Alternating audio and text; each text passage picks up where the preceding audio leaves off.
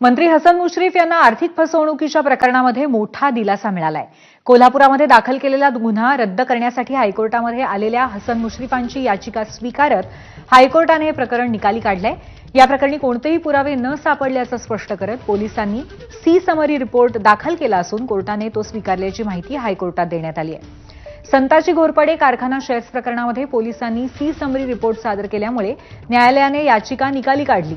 संताजी घोरपडे कारखान्यात शेअर्स देण्याचा आमिष दाखवून शेतकऱ्यांची फसवणूक केल्याचा मंत्री मुश्रीफ यांच्यावरती आरोप होता।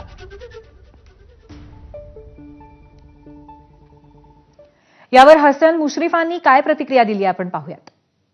मी या सर्व परमेश्वराचे आभार मानेन। छत्रपती राजे शाहू महाराजांच्या जयंतीच्या पूर्वसंध्येला आणि वारी चालू असताना हा दिलासा मला मिळाला। असं म्हणतात की आंधळ्याच्या गायीत देव राखतो, त्यामुळे माझ्या गायीत सुद्धा परमेश्वर राखत आहे।